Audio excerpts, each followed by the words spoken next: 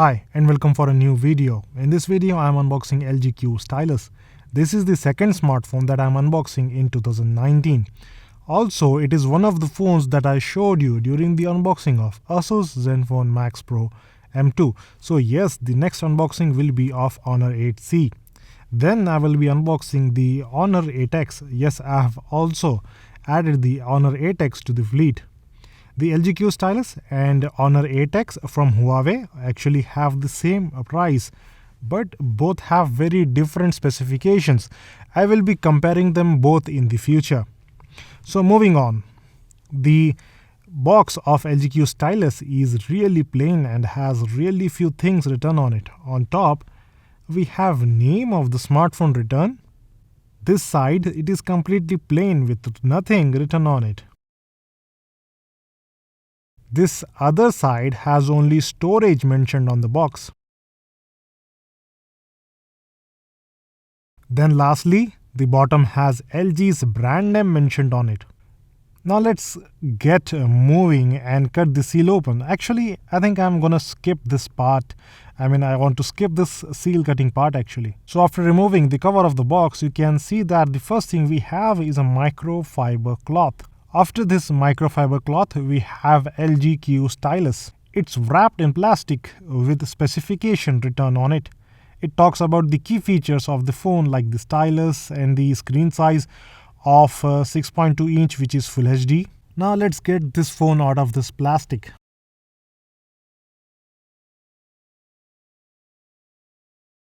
Okay, it's really tight.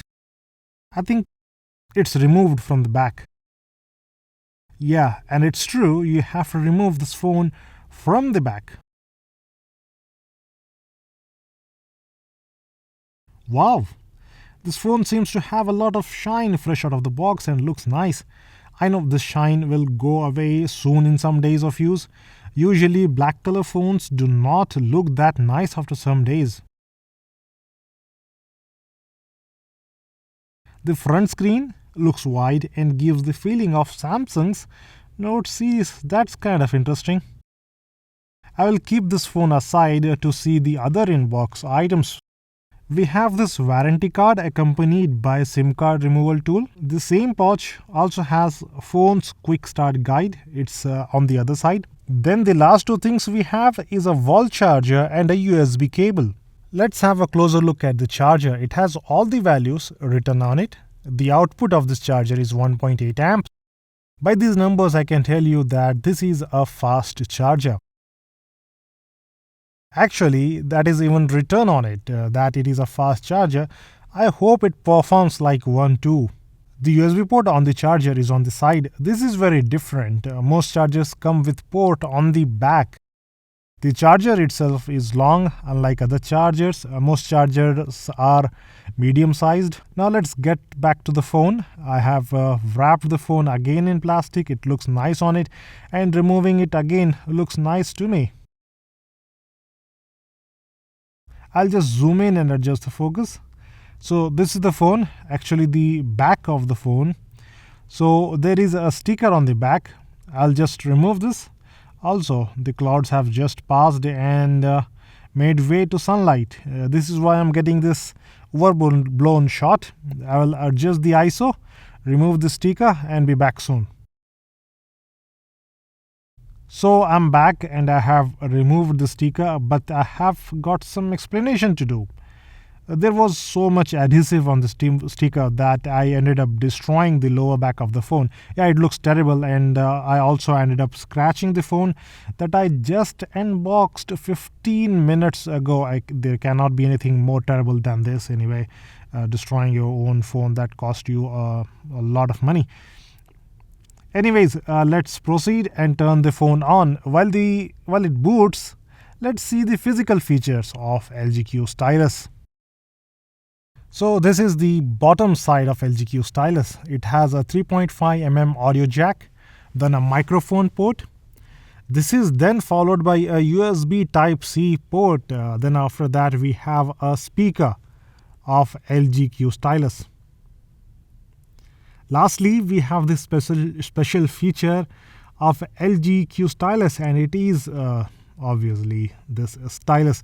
Yes, that's in the name of the phone itself. There is hardly one or two smartphones in this price range that have this feature. On the right side of the LG Q Stylus, we have just the power button and nothing else. On the top side, we have a noise cancellation port. The left side of LG Q Stylus is completely filled. We have a separate SIM card slot and SD card slot. Then we have volume buttons.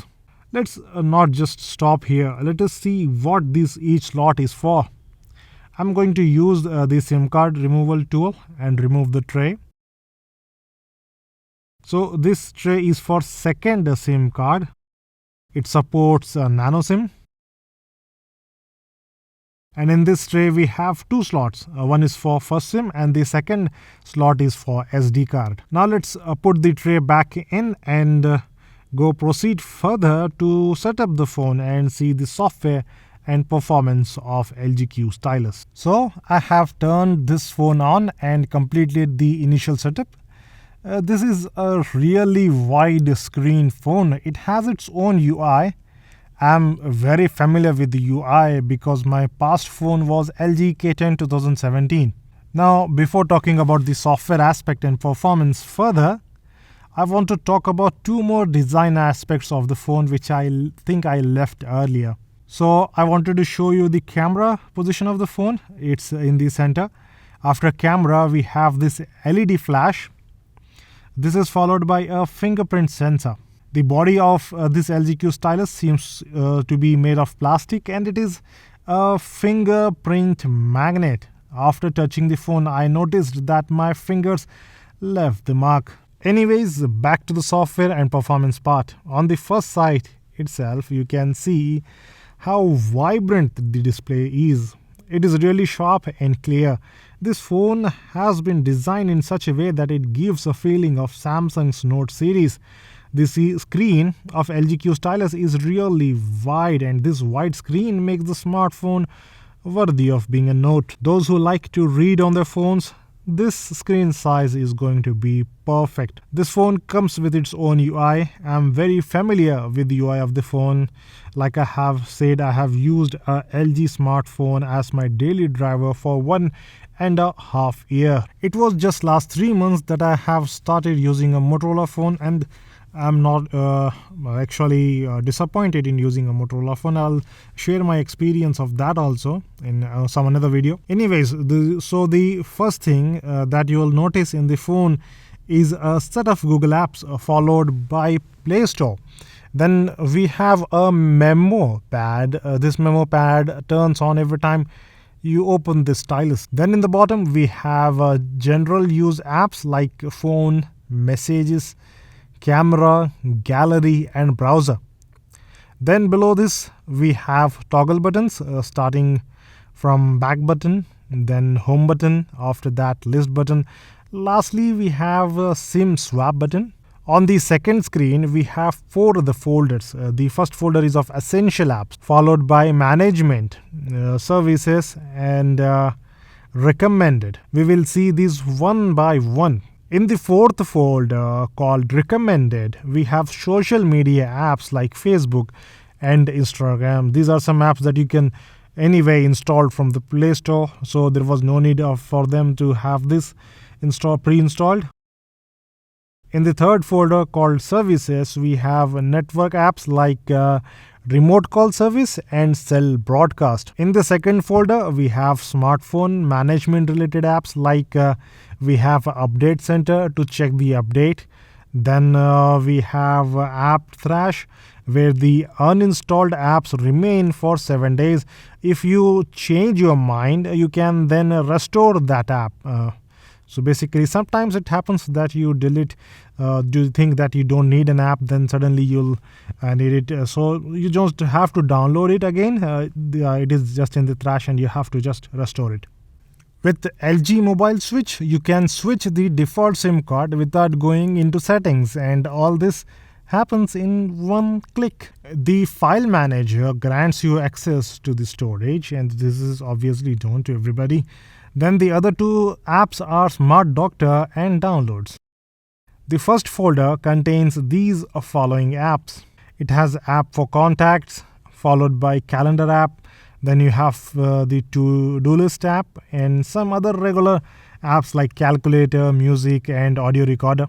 Now let us have a look at the drop-down menu. The very first app in the drop-down menu is Capture Plus. This basically allows you to take screenshot and also allows you some options to edit. The other two very interesting shortcuts are for NFC and DTS 3D surround sound. It will be interesting to hear the sound quality of the phone. I will be definitely testing that for this phone. I think I'll do that right after unboxing this phone because it is almost nighttime, and if I do that, then I will be able to upload that tomorrow morning. On the second screen of the drop-down menu, we have shortcuts for battery saver, location toggle, comfort view, and do not disturb, and also data saver. Also, we have a shortcut for file sharing. With edit option, we can also add shortcuts, a few more apps in the drop-down menu. Now, time to go and look into settings of the smartphone. The settings have been divided into 4 different categories based on use type. The first is for network, then sound, followed by display and general. We shall see each one by one, so we can handle every network related things. We have options for SIM card, Wi-Fi, Bluetooth, and others. You can also handle connected devices from this section. You can toggle NFC, Android Beam, and a few more like that. You also have option like LGA drive, with which you can share apps between computer and phone. It also supports wireless printing. Every smartphone actually has that, so this is not something new, and it is actually in the settings, so I thought it is worth mentioning for someone who has not used a smartphone previously or is just upgrading. In the same section, we also have additional settings which allow you to set up airplane mode and VPN. You also get that in the drop-down menu also. In sound section, you have options for every sound related thing. You can adjust sound profile, you can adjust volume, set ringtone for different SIMs, and you can do even more. You can also change the sound quality. By default, 3D surround sound is enabled. You can change if you want. You can also adjust sound effects here. You can enable or disable keyboard sound, touch sound, and screen lock sound. The third tab is of display. This allows you to set home screen, wallpaper, found, and other similar aspects related to the screen, like timeout, screensaver, and mini view. The last tab is of all the remaining settings. You can add a security password, fingerprint lock, and do many more other stuff. You can enable and disable app permission. You can enable and disable battery saver when you need the most. Now let's have a look at the storage.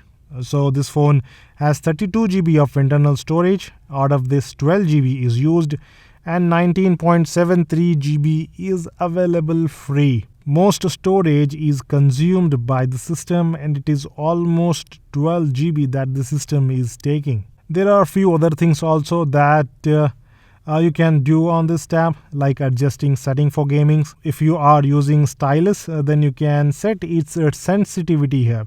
Then there are system settings also in this tab. You can do manual update here. You can change date and time, backup, and also reset the phone. Let's move on and see the about phone section. Here you can see a lot of info about the smartphone. This is the software info of the phone. I just wanted to show you this. Now that we have seen almost everything about the smartphone except camera, I would like to add how I feel about the phone now after seeing all these things. Actually, taking a decision to buy this phone was not easy.